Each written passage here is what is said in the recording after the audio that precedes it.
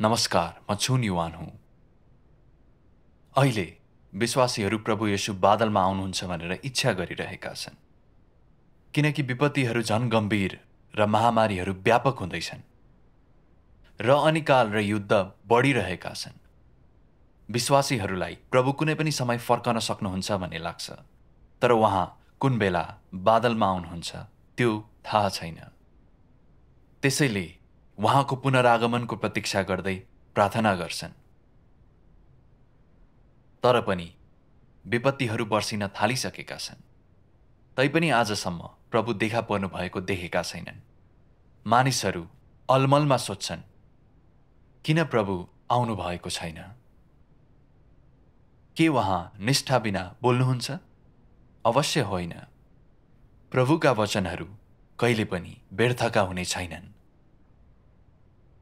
कसैले अपेक्षा नगरिरहेका बेला प्रभु गुप्त रूपमा मानिसको पुत्रको देहमा ओर्लनुभयो र धेरैले उहाँलाई स्वागत गरिसकेका छन्। धेरै वर्ष पहिले पवित्र आत्माको कामको खोजी गरेर तिनीहरूले मानिसको पुत्रले धेरै सत्यता व्यक्त गरिरहनु भएको पत्ता लगाए।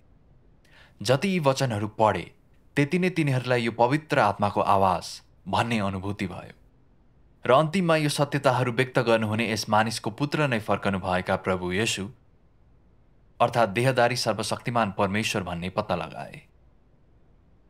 तिनीहरूले हर्ष उल्लास गरे। प्रभु येशू फर्कनु भयो, अन्ततः प्रभुलाई स्वागत गरेका छौं। उनीहरूले सर्वशक्तिमान परमेश्वरले सत्यता व्यक्त गरी काम गरिरहनु भएको गवाही दिए। परमेश्वरको देखा पराएको तृष्णा गर्ने सबैले सर्वशक्तिमान परमेश्वरका वचनहरू पढेर परमेश्वरको आवाज चिने। परमेश्वर अघि आए र विवाह भोजमा शरीक भए। यसले प्रभुको यी अगमवाणी पूरा गर्छ। मेरो भेडाले मेरो स्वर सुन्छ र म तिनीहरूलाई चिन्छु र तिनीहरूले मलाई पछ्याउँछन्। हेर, म ढोकामा खडा हुन्छु र ढकढकाउँछु। यदि कसैले मेरो स्वर सुन्छ र ढोका खोल्छ भने म उस कहाँ भित्र आउनेछु र म उसँग खानपान गर्नेछु र उसले मसँग खानपान गर्नेछ। सर्वशक्तिमान परमेश्वरको देखा पराइले प्रभुको यी अगमवाणी पनि पूरा भए। म चाँडै आउँछु। मानिसको पुत्रको आगमन, मानिसको पुत्र आउँछ र मानिसको पुत्र आफ्नो दिनमा आउँछ। यसले परमेश्वर विश्वासयोग्य र उहाँका वचन र अगमवाणीहरू पूरा हुन्छन् भन्ने प्रमाणित गर्छ। प्रभु येशूले भन्नुभयो, स्वर्ग र पृथ्वी बित्नेछन् तर मेरा वचनहरू बित्ने छैनन्। र सर्वशक्तिमान परमेश्वरले भन्नुभएको छ, स्वर्ग र पृथ्वी बितेर जान सक्छ तर मेरो कुराको एउटा अक्षर वा एउटा बिन्दु समेत जाने छैन। हाम्रा फर्कनु भएका येशू सर्वशक्तिमान परमेश्वर हुनुहुन्छ। उहाँले धेरै सत्यताहरू व्यक्त र आखिरी दिनहरूको न्यायको काम गरिरहनु भएको छ र पहिले नै विजेताको समूह निर्माण गरिसक्नु भएको छ। परमेश्वरले शैतानलाई हराएर महिमा प्राप्त गर्नुभएको छ र त्यो सँगै ठूला विपत्तिहरू सुरु भएका छन्। हामी देख्न सक्छौं परमेश्वरको सबै काम जोडिएको छ। सर्वशक्तिमान परमेश्वरले धेरै सत्यता व्यक्त गरी सम्पूर्ण धार्मिक र सारा संसारलाई हल्लाउनु भएको छ। तैपनि धेरै धार्मिक मानिसहरू अझै येशू बादलमा आउनुहुनेछ भन्दै आकाशतिर नियालिरहेका छन्। सबै विपत्तिमा परेका छन् र तिनीहरूलाई अझै के भइरहेको छ थाहा छैन र तिनलाई निर्बुद्धि कन्या मात्रै भन्न सकिन्छ। धार्मिक संसारमा ख्रिस्ट विरोधीको छल र नियन्त्रणमा परेका धेरै मूर्ख मानिस छन् जसले सर्वशक्तिमान परमेश्वरको कार्यलाई दोष दिइरहेका छन्। उहाँका वचनहरू सत्य हो भन्ने थाहा भए पनि स्वीकार्दैनन्। साँचो मार्ग नखोजी प्रभु बादलमा आउनुहुन्छ भन्ने बाइबल वचनमा नै लागिरहन्छन्। परमेश्वरको आवाज सुन्ने त परै जाओस्। फलस्वरूप तिनीहरू विपत्तिहरूमा परेका छन् र गुनासो र बिलौना गरिरहेका छन्। यो दुःखद कुरा हो। कतिले सोध्न सक्छन्, प्रभुलाई स्वागत गर्न किन परमेश्वरको आवाज सुन्नुपर्छ? आज यस विषयमा मेरो थोरै बुझाइ बताउनेछु। पहिले स्पष्ट हुनै पर्छ, यदि प्रभु स्वर्गबाट बादलमा आउनुभयो र सबैले देख्न सके भने उहाँको आवाज नसुनी हाम्रो आँखामा मात्रै भर पर्दा हुन्थ्यो। तर प्रभु देहमा मानिसको पुत्रको रूपमा आउनुहुने हुनाले परमेश्वरको स्वरूप नभई साधारण व्यक्ति हुनुहुन्छ र उहाँ अलौकिक हुनुहुन्न। मानिसहरू परमेश्वरका आत्मा नदेख्ने मरणशील प्राणी हुन्। हामीले मानिसको पुत्रको भौतिक रूप मात्रै देख्न सक्छौं। त्यसैले उहाँको आवाज सुन्ने बाहेक देहमा हुनुभएका मानिसको पुत्रलाई चिन्ने अरू उपाय छैन। उहाँलाई उहाँका वाणीहरूले मात्रै चिनिन्छ। त्यसैले प्रभु येशूले भन्नुभयो, मेरो भेडाले मेरो स्वर सुन्छ र म तिनीहरूलाई चिन्छु र तिनीहरूले मलाई पछ्याउँछन्। हामी सबैलाई थाहा छ 2000 वर्ष पहिले प्रभु येशूको रूपमा परमेश्वर देह बन्नुभयो। उहाँले खाने, लगाउने, सुत्ने र यात्रा गर्ने सामान्य मानव जीवन जिउनुभयो। कसैलाई पनि प्रभु येशू नै देहधारी परमेश्वर भन्ने थाहा थिएन र प्रभु येशू स्वयंलाई पनि परमेश्वर भन्ने थाहा थिएन। उहाँले सबैतिर स्वर्गको राज्यको सुसमाचार प्रचार र सत्यताहरू व्यक्त गर्नुभयो। उहाँले मानिसहरूलाई आफ्नो पाप स्वीकार्न, पश्चाताप गर्न, सहनशीलताको बारेमा अरूलाई 7 गुणा 70 पटक क्षमा गर्न सिकाउनुभयो। उहाँले मानिसहरूलाई आफ्नो तन र मनले परमेश्वरलाई प्रेम गर्न अनि अरूलाई प्रेम गर्न सिकाउनुभयो। प्रभु येशूले स्वर्गको राज्यमा को प्रवेश गर्न सक्छन् बताउँदै त्यहाँको रहस्यहरू प्रकट गर्नुभयो। यी परमेश्वरले छुटकाराको लागि व्यक्त गर्नुभएको पश्चातापको मार्ग थिए, जुन कसैले सुनेका र देखेका थिएनन्। प्रभु येशूलाई पछ्याउने मानिसहरूले उहाँका वचन शक्तिशाली छन्, जुन सृष्टि गरिएको प्राणीले व्यक्त गर्न नसक्ने कुरा हुन् भन्ने देखेर नै पछ्याएका थिए। तिनीहरूले परमेश्वरको आवाज चिने र प्रभुलाई पछ्याए। यो परमेश्वरको भेडाले उहाँको आवाज सुनि प्रभुलाई स्वागत गर्नु थियो। यहुदी धर्मका ती मुख्य पुजारी, शास्त्री र फरिसीहरूले प्रभुका वचनहरूको अख्तियार र शक्तिलाई स्वीकारे पनि प्रभु येशू सामान्य मानिसको पुत्र देखिनुहुने प्रतिष्ठित र शक्तिशाली नभएकोले, उहाँका वचनहरू धर्मशास्त्रमा समावेश नगरिएकाले र उहाँको नाम मसीहा नभएकोले, धर्मशास्त्रका अगमवाणीहरूसँग कुरा नमिल्नाले तिनीहरूले प्रभु येशूलाई नकारे र उहाँलाई ईश्वर निन्दा गर्नुभएको भनी दोषी ठहर्याए। अन्ततः उहाँलाई क्रुसमा टाङ्गे र परमेश्वरले तिनीहरूलाई दण्ड दिनुभयो। त्यसैले प्रभुलाई स्वागत गर्न परमेश्वरको आवाज सुन्नु महत्त्वपूर्ण छ। यदि मानिसको पुत्रको बाहिरी रूपलाई मात्रै हेर्छौं भने उहाँ परमेश्वर भनेर कहिल्यै देख्ने छैनौं। हाम्रा धारणामा रहँदै प्रभुको निन्दा र इन्कार गर्नेछौं। आखिरी दिनहरूमा परमेश्वर फेरि काम गर्न मानिसको पुत्रमा देह बन्नुभएको छ। यदि प्रभुलाई स्वागत गर्न चाहन्छौ भने परमेश्वरको आवाज सुनेर ती परमेश्वरको वचन र सत्यता हुन् कि होइन, यो पवित्र आत्माबाट आएको हो होइन भन्ने तय गर्नुपर्छ। हाम्रो निश्चयतालाई यसैमा आधारित गर्नुपर्छ। तब मात्र हामीले परमेश्वरको रूप ख्रीष्टलाई चिन्न सक्छौं र परमेश्वरको आवाज सुनेर मात्रै प्रभुलाई स्वागत गर्न सक्छौं। सर्वशक्तिमान परमेश्वर भन्नुहुन्छ, हामीहरू परमेश्वरका पाइलाहरूलाई खोजिरहेका भएकाले यसले हामीलाई परमेश्वरको इच्छा, परमेश्वरको वचन, उहाँको वाणी खोज्न बाध्य बनाउँछ। किनकि जहाँ परमेश्वरद्वारा बोलिएका नयाँ वचनहरू हुन्छन् त्यहाँ परमेश्वरको आवाज हुन्छ र जहाँ परमेश्वरका पाइलाहरू हुन्छन् त्यहाँ परमेश्वरका कामहरू हुन्छन्। जहाँ जहाँ परमेश्वरको अभिव्यक्ति हुन्छ त्यहाँ त्यहाँ परमेश्वर देखा पर्नुहुन्छ र परमेश्वर जहाँ जहाँ देखा पर्नुहुन्छ त्यहाँ त्यहाँ सत्यता, मार्ग र जीवन अस्तित्वमा हुन्छ। परमेश्वरका पाइलाहरू खोज्दा तिमीहरूले परमेश्वर सत्यता, मार्ग र जीवन हुनुहुन्छ भन्ने वचनहरूलाई व्यवस्था गरेका छौ। अनि त्यसकारण धेरै मानिसहरूले सत्य ग्रहण गर्दा पनि तिनीहरूले परमेश्वरका पाइलाहरू भेट्टाएका छन् भनी विश्वास गर्दैनन् र तिनीहरूले परमेश्वर देखा पर्नुभएको कुरालाई स्वीकार गर्नु त परै जाओस्। कस्तो गम्भीर भूल! जो देहधारी परमेश्वर हुनुहुन्छ उहाँमा परमेश्वरको सार हुनेछ र जो देहधारी परमेश्वर हुनुहुन्छ उहाँमा परमेश्वरको अभिव्यक्ति हुनेछ। परमेश्वर देह बन्नुभएकोले उहाँले आफूले चाहेको कार्यलाई अगाडि बढाउनुहुनेछ र परमेश्वर देह बन्नु भएकोले उहाँ जे हुनुहुन्छ त्यो प्रकट गर्नुहुनेछ र सत्यलाई मानिस कहाँ ल्याउन सक्नुहुनेछ। उसलाई जीवन दिनुहुनेछ र उसका लागि बाटो देखाउनुहुनेछ। त्यो देह जसमा परमेश्वरको सार हुँदैन त्यो निश्चित रूपमा देहदारी परमेश्वर होइन। यसमा कुनै शङ्का छैन। यदि मानिसले यो परमेश्वरको देहदारी शरीर हो कि होइन भनी जाँच गर्न चाहन्छ भने उसले त्यसलाई उहाँले प्रकट गर्ने स्वभाव र उहाँले बोल्ने वचनहरूबाट पुष्टि गर्नुपर्दछ। भन्नुको अर्थ के हो भने यो परमेश्वरको देहदारी शरीर हो कि होइन वा यो सत्य बाटो हो कि होइन भनी पुष्टि गर्न उसले उहाँको सारको आधारमा पहिचान गर्नुपर्छ। अनि त्यसैले यो देहदारी परमेश्वरको शरीर हो कि होइन भनी पहिचान गर्ने मुख्य कुरा बाहिरी देखा पर्ने घटनाभन्दा बरु उहाँको सारमा लुकेको हुन्छ। उहाँको कार्य, उहाँका वाणीहरू, उहाँको स्वभाव र अन्य धेरै कुराहरू।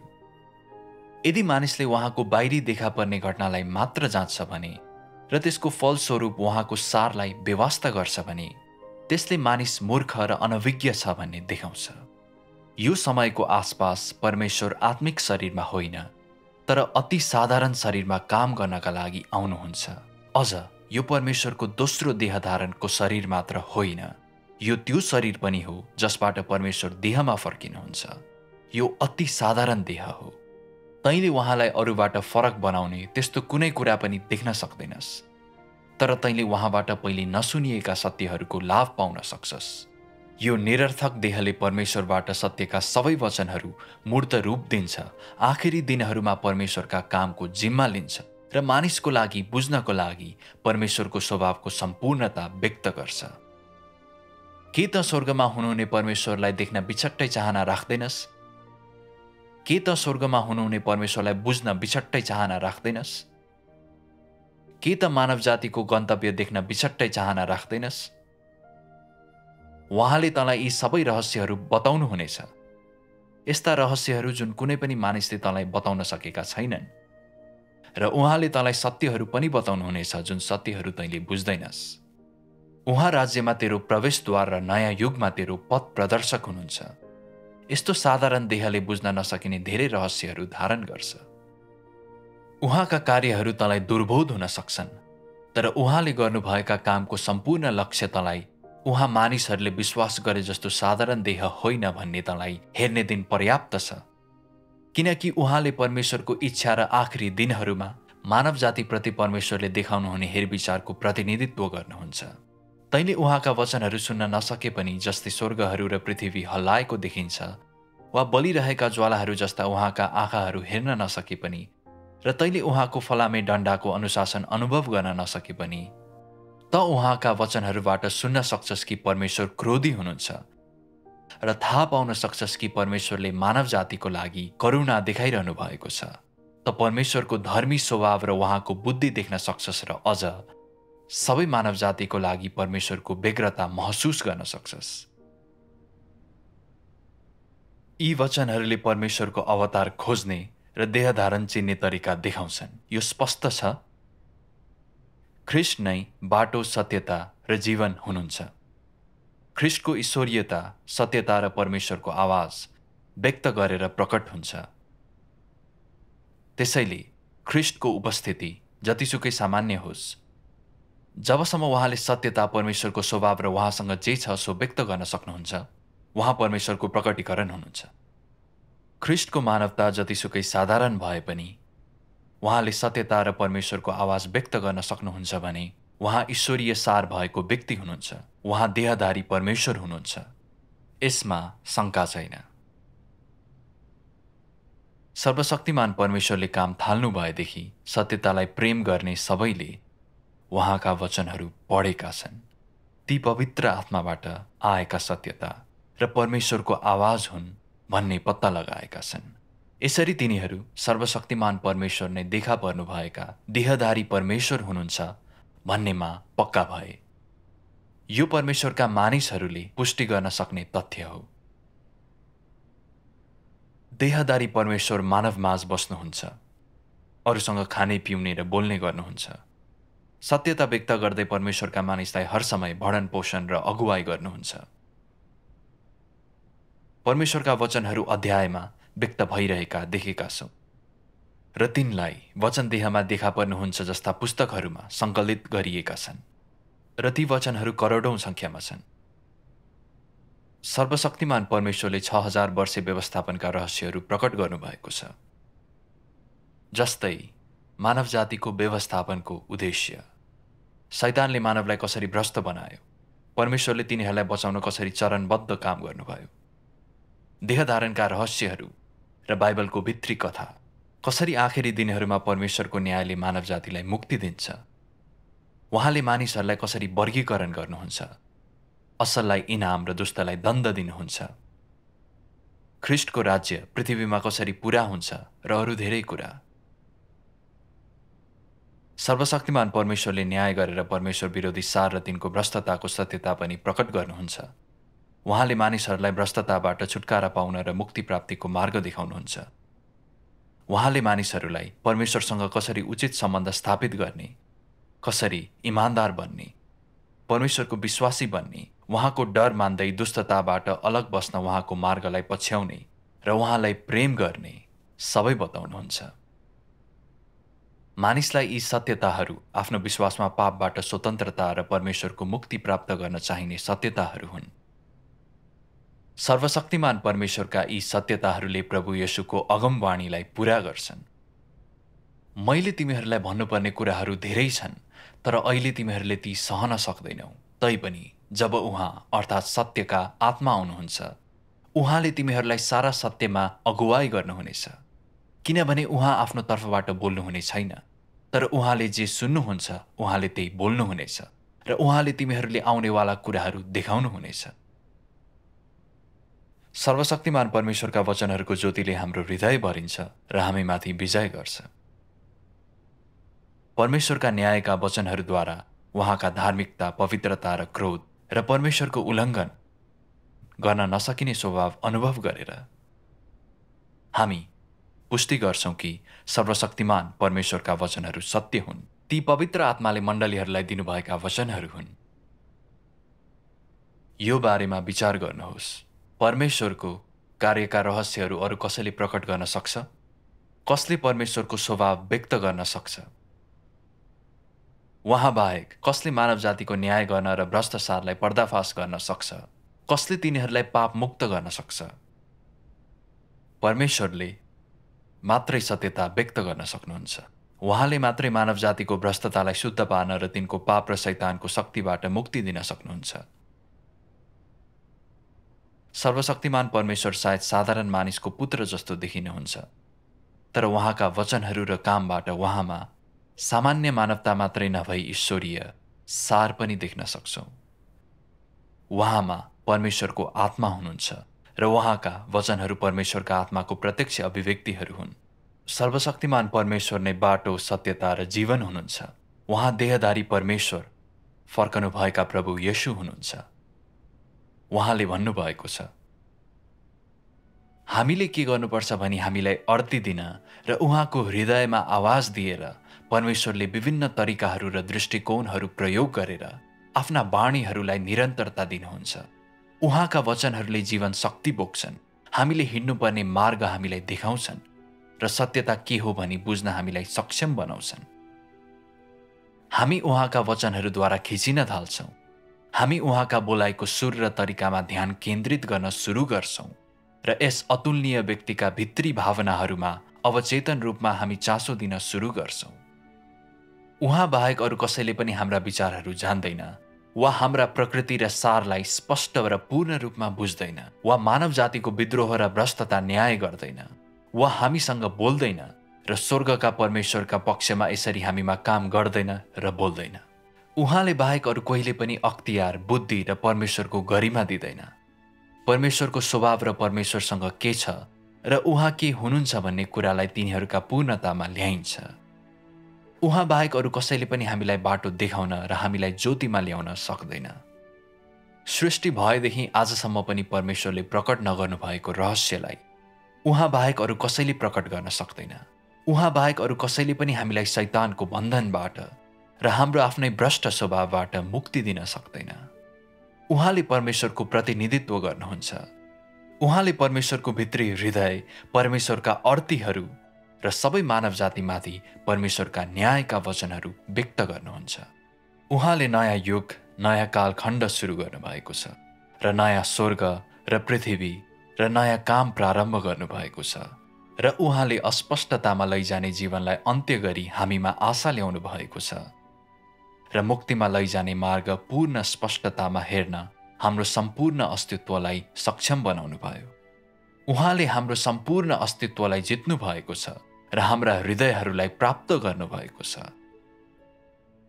त्यस क्षणपछि हाम्रा मन चेतनशील भए र हाम्रा आत्मा पुनः जीवित भए।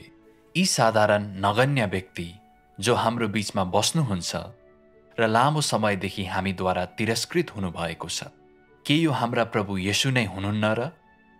जो जहिले पनि हाम्रा विचारहरूमा हुनुहुन्छ, बिउजिँदा वा सपनामा हुँदा, र जसलाई हामी रात दिन चाह गर्छौँ, यो उहाँ नै हुनुहुन्छ। के यो साँच्चै उहाँ नै हुनुहुन्छ? उहाँ हाम्रा परमेश्वर हुनुहुन्छ। उहाँ सत्य, बाटो र जीवन हुनुहुन्छ। यस बिन्दुमा प्रभुलाई स्वागत गर्न किन परमेश्वरको आवाज सुन्नुपर्छ भन्ने बारे प्रष्ट हुनुपर्छ। वास्तवमा परमेश्वरको आवाज सुन्नु कठिन कार्य होइन। परमेश्वरका भेडाहरूले उहाँको आवाज सुन्न सक्छन्, यो पहिल्यै तोकिएको कुरा हो। मानिसहरूको शिक्षा स्तरले अनि बाइबल सम्बन्धी ज्ञान र अनुभवले पनि फरक पार्दैन। आत्माबाट सर्वशक्तिमान परमेश्वरका वचन पढ्नेहरूले उहाँका वचनहरू सत्यता, अख्तियारपूर्ण, शक्तिशाली छन् र ती परमेश्वरका आवाज हुन् भन्ने अनुभव गर्न सक्छन्। तिनीहरूले मानव जातिप्रतिको परमेश्वरको प्रेम र उहाँको धर्मी, प्रतापी स्वभावलाई अनुभव गर्न सक्छन्। यो आत्मिक अनुभव र अन्तर्ज्ञानको कार्य हो। प्रभु येशूका वचनहरू पढ्दा पनि यस्तै अनुभव गर्छौँ, किनकि सर्वशक्तिमान परमेश्वरका र प्रभु येशूका वचनहरू एउटै आत्माका र स्रोतबाट आएका अभिव्यक्ति हुन्। सर्वशक्तिमान परमेश्वर र प्रभु येशू एउटै हुनुहुन्छ। सर्वशक्तिमान परमेश्वरका वचनहरूका केही खण्ड पढौँ। सर्वशक्तिमान परमेश्वर भन्नुहुन्छ, मैले सारा ब्रह्माण्डभरि मेरो काम गरिरहेको छु र पूर्वमा अत्यन्त अनिष्टपूर्ण घटनाहरू असीम रूपमा देखा पर्छ, जसले सारा जातिहरू र सम्प्रदायहरूलाई हल्लाइदिन्छ। सारा मानिसहरूलाई वर्तमानमा ल्याउने मेरो आवाज नै हो। म सबै मानिसहरूलाई मेरो आवाजद्वारा पराजित गराउँछु। यही प्रवाहमा गिर्न लगाउनेछु र मेरो सामु झुक्न लगाउनेछु, किनभने मैले मेरो महिमालाई उहिले नै सारा पृथ्वीबाट फिर्ता लिएको छु र यसलाई पूर्वमा नयाँ गरी जारी गरेको छु। कसले मलाई देख्ने उट्कट इच्छा गर्दैन? कसले मेरो आगमनलाई उत्सुकतापूर्वक प्रतीक्षा गर्दैन? मेरो पुनः देखा पर्ने घटनाको तृष्णा गर्दैन?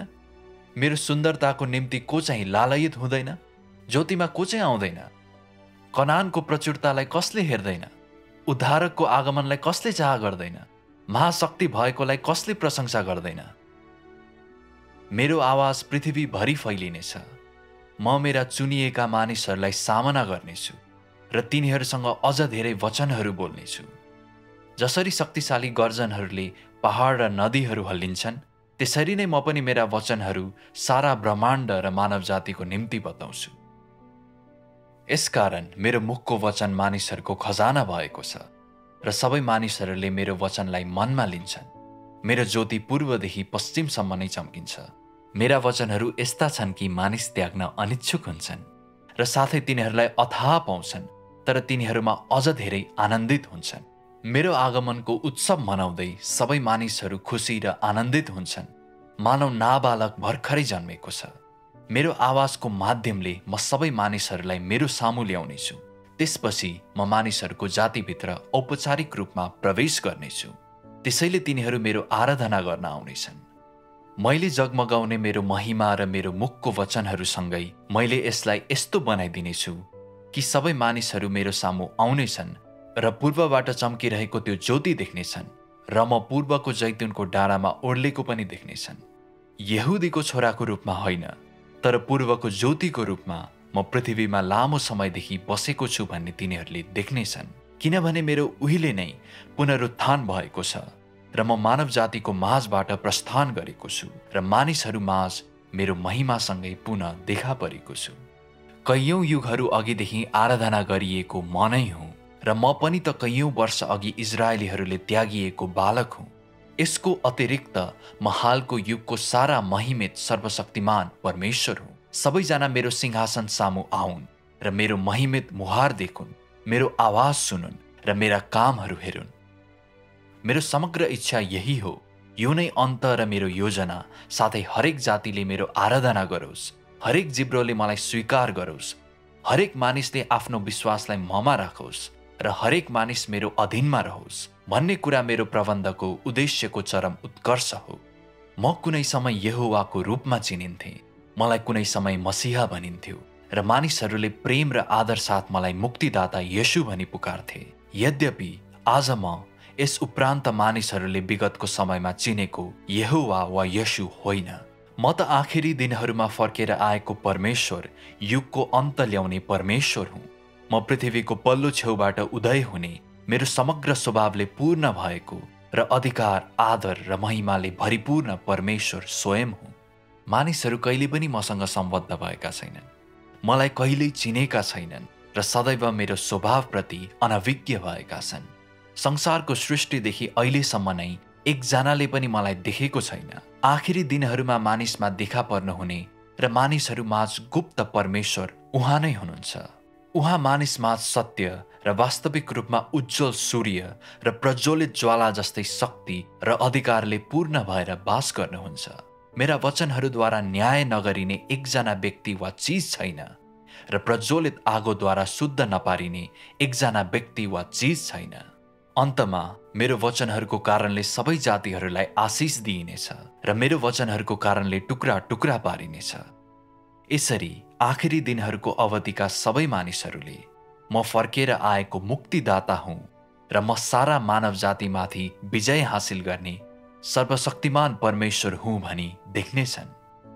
म कुनै समय मानिसको निम्ति पाप बलि थिएँ, तर म आखिरी दिनहरूमा सबै थोकलाई भस्म गर्ने सूर्यको ज्वालाका साथसाथै सबै थोकलाई उदाङ्गो पार्ने धार्मिकताको सूर्य पनि भएको छु भनी सबैले देख्नेछन्। आखिरी दिनहरूमा मेरो काम यही हो। मैले यो नाउँ धारण गरेँ र यो स्वभाव हासिल गरेँ ताकि म धर्मी परमेश्वर, उज्जवल सूर्य, प्रज्वलित ज्वाला हुँ भन्ने सबै मानिसहरूले देखुन् र ताकि सबैले म एकमात्र साँचो परमेश्वरको आराधना गरून् र ताकि तिनीहरूले मेरो साँचो रूप देख्न सकुन्। म इजरायलीहरूको मात्र परमेश्वर होइन र म उद्धारकर्ता मात्र होइन, म स्वर्गहरू, पृथ्वी र समुद्रभरिका सबै प्राणीहरूका परमेश्वर हुँ।